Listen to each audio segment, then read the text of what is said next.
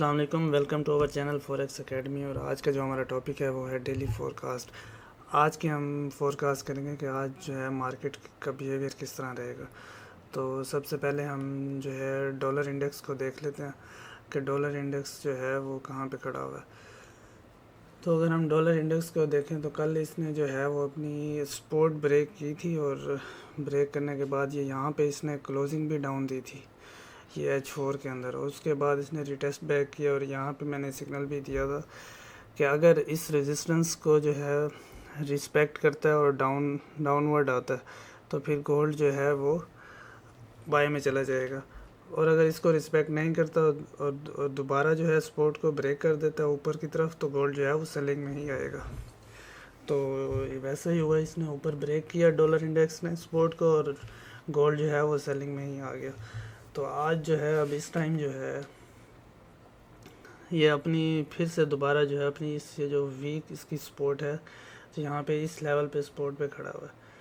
तो यहाँ दो कैंडल्स आप देखेंगे तो दोनों बुलिश हैं और स्ट्रॉन्ग बुलिश हैं। तो ये अब दोबारा यहाँ पे इस पॉइंट पे रिटेस्ट कर सकता है, और यहाँ से दोबारा जो है ये ऊपर की तरफ मूव कर सकता है अपनी नेक्स्ट रेजिस्टेंस की तरफ। तो यहाँ से ये पुल बैक करेगा यहाँ पे, और यहाँ से दोबारा जो है 104.314 के एरिया तक रिटेस्ट कर सकता है। तो जब ये स्ट्रॉन्ग होगा तो गोल्ड जो है वो सेलिंग की तरफ आ सकता है।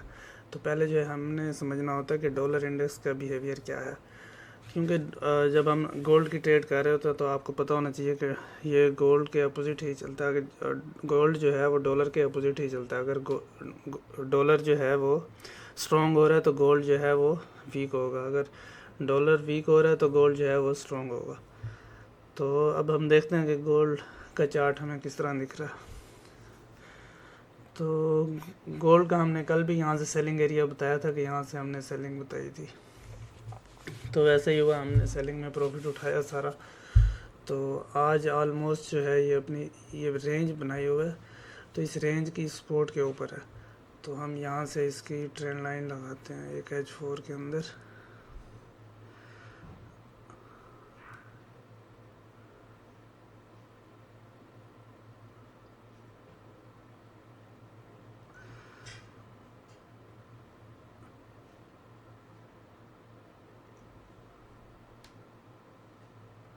ये H4 के अंदर इस टाइम ट्रेंड लाइन हमने लगा दिया। अगर ये इस ट्रेंड लाइन को ब्रेक करता है गोल्ड, अगर इस ट्रेंड लाइन को ब्रेक करता है और दोबारा पुल बैक पे रिटेस्ट पे जो हमने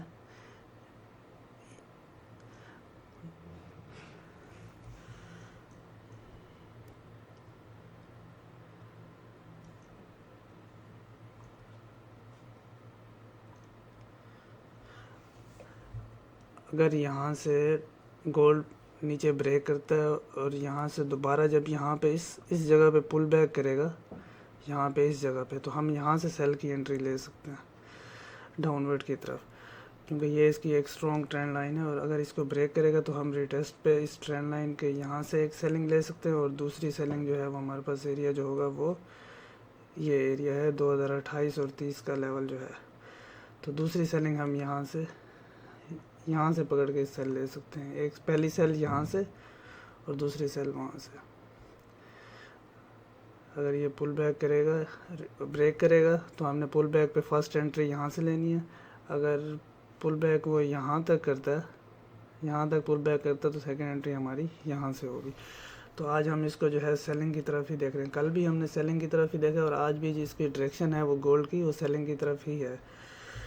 तो अब हम देखते हैं कि अगर ये इसको ब्रेक करेगा तो हमने सेल की तरफ जाना है, अगर इसको ब्रेक नहीं करता तो दोबारा जो है ये ऊपर का एरिया जो है इसका, जहाँ से ये कल आया है, यहाँ से ये इसकी विक लगी हुई है, लेकिन ये वाला जो एरिया है जो इसकी सप्लाई पड़ी हुई है 28 से 32 तक का एरिया जो है ये सारा जो है वो सेलिंग एरिया है। तो जब तक इस एरिया को ब्रेक नहीं करता हम जो है वो सेलिंग में ही हैं। ऊपर इसकी यहाँ पे ये सप्लाई एरिया पड़ा हुआ है, जिसकी वजह से जहाँ से ये रिजेक्ट हुआ है बार बार, ये हमने पहले ही जोन दिए हुए थे। जो लोग हमारे फ्री व्हाट्सएप ग्रुप के अंदर ज्वाइन है उन्हें ये सब चीज़ का अंदाज़ा है, उसको उनको हम बता रहे थे। तो ये वाला जो एरिया था ये हमारे पास सप्लाई एरिया था, तो यहाँ से ही उसने सेम वही उसी पॉइंट से रिजेक्शन लिया और वापसी की तरफ अब ये इस टाइम ट्रेंड लाइन के ऊपर है। अब हम देखते हैं कि अगर ये ट्रेंड लाइन को ब्रेक करेगा तो हमने रिटेस्ट पे सेल की एंट्री लेनी है, यहाँ से या यहाँ से। ठीक है, तो अब गोल्ड का हो गया। अब हम देखते हैं कि नेक्स्ट ऑयल के ऊपर। अब हम आ जाते हैं ऑयल के ऊपर। ऑयल H4 में देख लेते हैं और D1 में। डेली के अंदर अगर हम देखें तो डेली के अंदर ये एक चैनल के अंदर मौजूद है। तो अगर हम इसको लाइन चार्ट में यूँ देखें तो ये देखें, ये चैनल के अंदर एक मौजूद है। तो अगर हमें ये यहाँ पे मिलता है, इस जगह पे, इस ट्रेंड लाइन की यहाँ पे, तो हम यहाँ से एक अच्छी सेल पकड़ सकते हैं। तो आपने ऑयल की जो है ये वाली पोजीशन जो है, इस पॉइंट को ध्यान में रखना। 80.7 का लेवल है ये। ठीक है, तो अब हम दोबारा आ जाते हैं कैंडल स्टिक में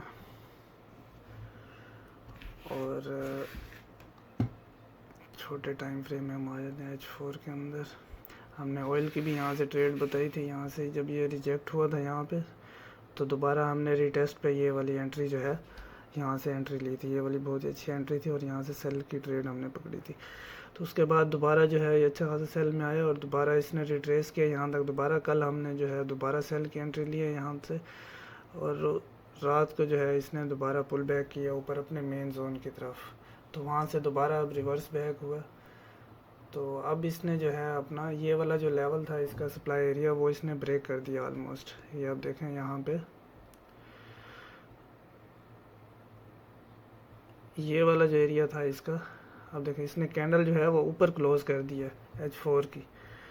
पहले इसका ये वाला जो एरिया था जिसको ये रिस्पेक्ट कर रहा था और क्लोजिंग जो है वो नीचे दे रहा था और ऊपर विक्स बना रहा था। अब देखें विक्स से भी ऊपर क्लोजिंग दे दी है इसने। तो इसका मतलब ये है कि अब इसने ट्रेंड जो है वो बाइंग की तरफ शिफ्ट कर चुका है। अभी अपनी इस ट्रेंड लाइन जो मेन हमने अभी देखी है, तो उस ट्रेंड लाइन की तरफ मूव कर सकता है।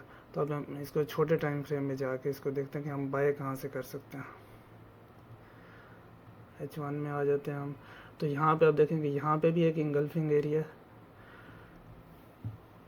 और M30 में अगर हम देखें तो यहाँ पे, तो हम एक जोन लगा लेते हैं इस जगह पे। ये वाला जो हमारे पास एरिया है इसका 77.020 और 77.260। अगर ऑयल यहाँ पे आता है तो हम यहाँ से इसको बाय की एंट्री लेंगे।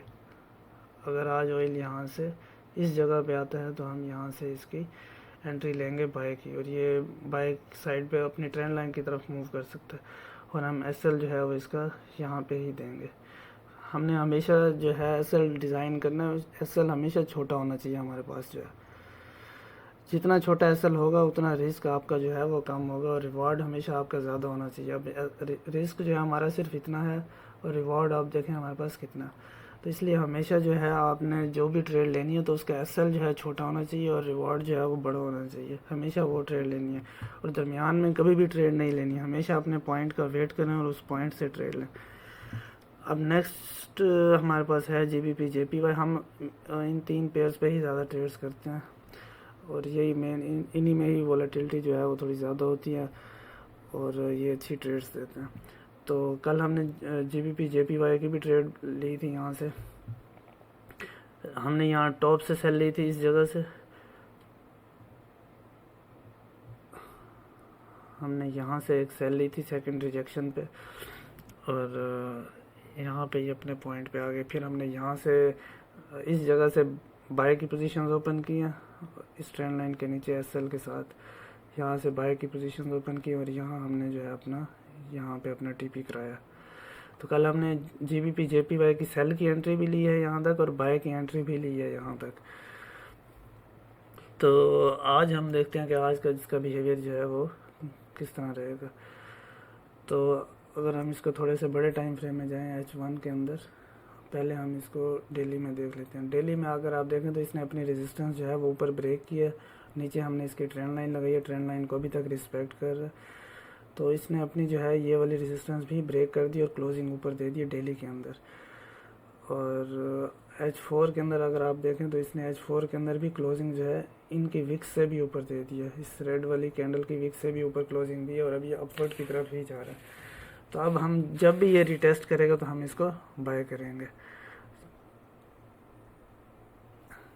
जब भी इसने रिटेस्ट करेगा हमारे पास जो एरिया है बाय करने का वो इस ट्रेंड लाइन और इस सपोर्ट के ऊपर है। जब भी मार्केट यहाँ पे आए तो ये वाला हमारे पास सॉलिड पॉइंट है हमें यहाँ से बाइंग करने का, तो यहाँ से हमने बाय लेनी है। एक पॉइंट हमारे पास ये हो गया, और दूसरा पॉइंट ये है कि अगर ये यहाँ पे इस यूँ आ जाता है इस ट्रेंड लाइन पे तो हम इस ट्रेंड लाइन से भी बाय कर सकते हैं। लेकिन यह है कि यहाँ से बाय नहीं करना, जब भी मार्केट नीचे आएगी रिटेस्ट पे हमने बाय करना ताकि हमारा एसएल जो है वो छोटा हो। हमने यहाँ पे एसएल देना और इसको बाय की तरफ जाना। तो आज की हमारी जो वीडियो थी वो आज की इसी डेली की फोरकास्ट के ऊपर थी, और आज हमने सिर्फ इन 3 पेयर्स को ही कवर किया।